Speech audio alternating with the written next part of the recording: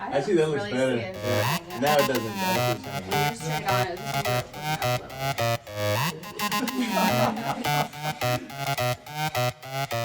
One of the key, most pivotal things that's inspired a lot of my life choices is my culture. And that includes career choices. I think being Mexican American has given me a lens that I view the world through with a lot of duality. That's why I identify as a 200%er. I have two worlds that I get to pull inspiration from, two languages, two flags that I proudly represent. And when it comes to my artistry, I think it goes without having to be said why I am the way I am and why I'm proud to be who I am. Querido abuelo, tu recuerdo aquí en mi alma siempre está. I think it's a bit of a blessing and a curse as an artist to be inspired by so many different things, and specifically when you love so many different genres. It would maybe be easier for your fans to keep up with you if you just stuck to one, but I also think that how I am a fan of music myself is how I should show up as an artist, which is, you know, there is no specific category. I don't really like the idea of being contained to just one box.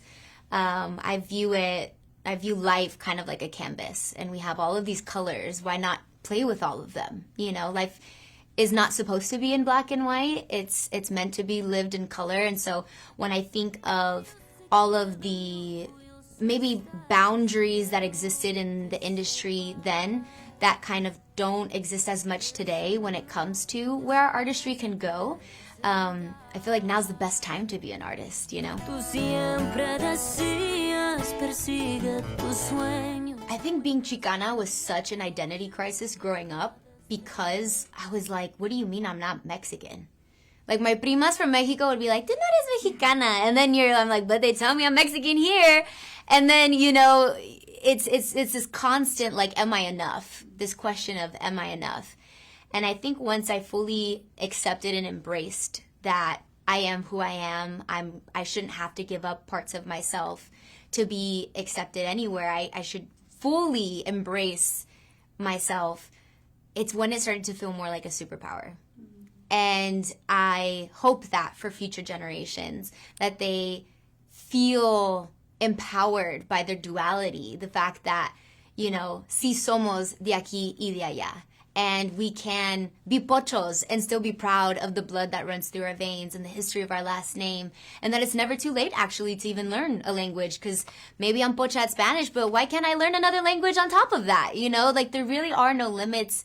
And when it comes to our culture, I think we bring so much. We bring so much to this world, and so much flavor and so much color and so much joy that, like, to be able to participate in that and to have felt that pride since so young, and to have found any way that I could, even in the smallest way since the beginning of my career, to represent, it was like not even a question. I feel so blessed that I have experienced what divine alignment really looks and feels like in my career.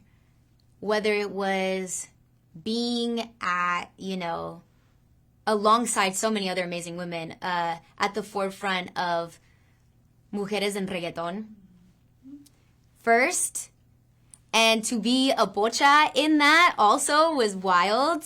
And to do it with pride, and to do it, like I said, alongside so many other incredibly talented women. Like, it wasn't my first rodeo. So the idea of doing it with Música Mexicana also came naturally. And it never felt like riding a wave. It almost felt like we were a part of making it. And I think that was really beautiful for me and for everybody else who I can, you know, when I close my eyes, when I look to my left, look to my right, who I got to build that with. And we really stand on the shoulders of so many people who came before us. You know, I always say, like, especially when it comes to, like, Latino culture, like, we've been here. You know, like, you just got to the party, but we've been here. I've always loved Música Mexicana. I maybe didn't pursue it professionally, But I have so many childhood videos of me being the little nenita on top of a table, singing at the family party, you know, with the mariachi, the same song 5 times because my tios maybe had a little bit too much to drink. And so it's like, it's always been there. We've always been here. But the celebration on a global scale, I think, has given us a massive opportunity to really show people, you know, where we've been and where we're going. Si se supone que ya te olvidé, que lo de nosotros ya descanse en paz. Dime qué hago aquí en mi soledad, pensando en cómo estás. The catalyst into going into música mexicana was, I mean, to be frank, there was a lot of obstacles in front of me. There was a lot of people who definitely viewed it more as just a passion project. When I started it, there wasn't really proof that it was like music that was globally being recognized or celebrated yet. And it was a passion project for me. It started off that way because when I lost my first abuelito, Miguel Gomez, que descansa en paz, it changed me as a person. You know, I was very blessed to grow up with all 4 of my grandparents, very present in my life and constantly being, you know, almost like these like compass type of formative individuals.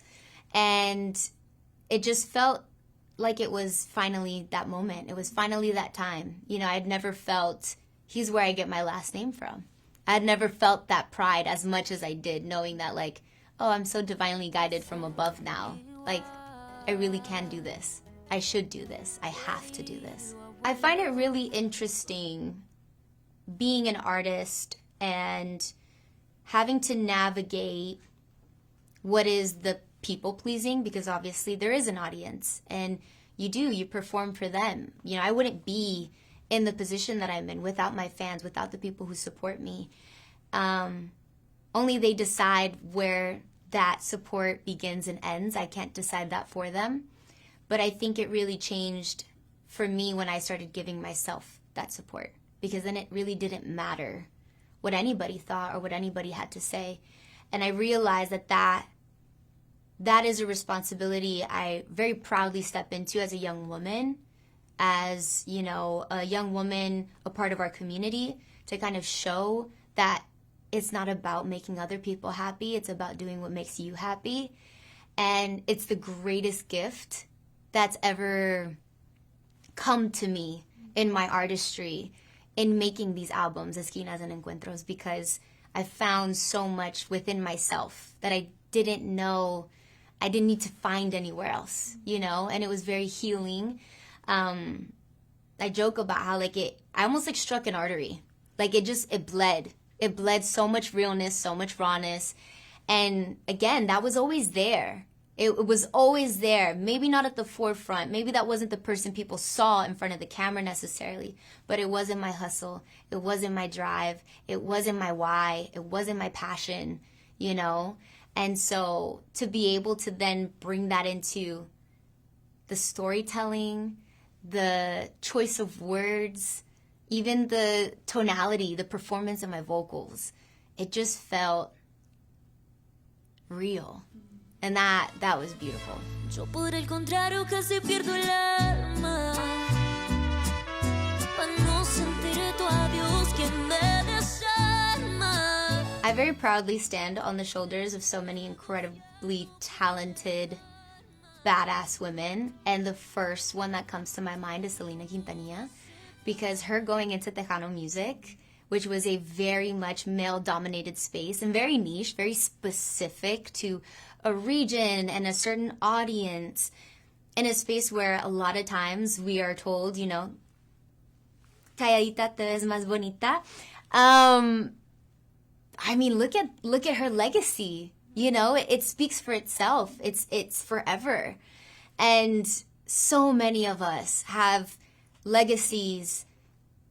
It doesn't have to be being an artist. It could be who you are to your family. It could be who you are to yourself, who you are to your community, you know. But to experience that on this scale, and specifically in this position as like a messenger and as like a vessel, kind of, to tap into these creative frequencies to kind of speak for the collective, I guess you can say.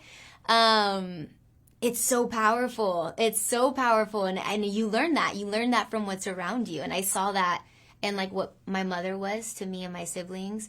I saw that in what my grandparents were to their entire little pueblitos, what my grandma calls us, who, you know, all these incredibly talented female artists were to the industries that they were navigating, no matter the genre, because I was also a massive fan of like hip hop. I was a massive fan of reggaeton. You know, there's so many pioneers in these spaces that if they did it, what makes us the exception? I don't think we're meant to go through life alone. I think if we went through life alone, it's not a life worth living. I think we need to be surrounded in community, and it can feel lonely, what we do. But when you remember that there are other people out there who are maybe walking a similar path, it's so rewarding to come together in that collaboration. And maybe it's not always just in a song. Like maybe it is just a performance, or maybe it's just a conversation. But they're like flame starters, you know? Like to me, like ahí es donde hay chispa. Like that's where we find like these moments of like, ooh, like epiphany, you know? And that's how I felt when I met Beso. You know, he's a rock star. It's so undeniable. He came in with máscara and everything, and I was like, you know, like I was nervous, I was excited, I was just really like starting to go out into collaborating with other artists in Música Mexicana after kind of starting my own like solo records. And it was like these instant clicks, and it just felt like, oh, like you're around other people who are cut from a similar cloth, who very much value the opportunities, you know, the same way, who understand the responsibilities that come with taking these opportunities. And so it wasn't a question for me if we were going to have Beso on stage with me at Coachella. And it definitely felt like such a warm hug to be invited to come back, because that's what it's about, you know? Yeah, I was really thankful. The evolution in Música Mexicana has been, for me, so beautiful to see, because I feel like it's been more inviting to like the next generations who maybe didn't feel as Latino enough, as Mexican enough, and to see like, I don't know, my siblings like Las Esquinas and Encuentros, or like those are their go-to karaoke songs, you know? It's just like to be that and to be a part of those moments for other people. I don't think they realize that they're a part of it for me just as much, you know? Like it means a lot to me. It's something really heavy thinking that literally as we're sitting here right now, we are in the heart of Los Angeles, like in downtown LA, where so many peaceful protests have been taking place for what feels like forever, but months now. And I've been going back and forth internally on the constant push and pull that I feel. And I know I'm not the only one who feels it. And I almost feel this responsibility as an artist to tell other artists, specifically Mexican-American artists, to continue creating, continue showing up, because it's not just for you, it's for us. And part of our history is that duality of our pain, but also our great joy, and how we're able to create so many beautiful things from our pain. And it's the yin and yang, right? It's the balance of everything. But I think for us right now, part of our resistance is our celebration, is the fact that we're not going to stop singing. We're not going to stop dancing. We're not going to stop celebrating who we are, because there's nothing wrong with who we are. You know what I'm saying? And it is sad. And I think it's important to make space for those conversations, to reflect and to ask ourselves, what can we do? Because I think there's such a negative connotation sometimes around the word privilege. And I'm like, no, to be privileged is a good thing. That means you can do something. Do something, you know? And I have the privilege of being in the position that I'm in. I'm going to do something. And so whether it's what I'm doing with my family and the conversations we have at home within our four walls, if it's the resources that I share constantly on my socials, to bring awareness to where our immediate needs are and what our long-term goals and focuses should be, as well as, you know, when I'm in the studio and I'm having moments of sacred joy to myself, because we also deserve to feel that, you know?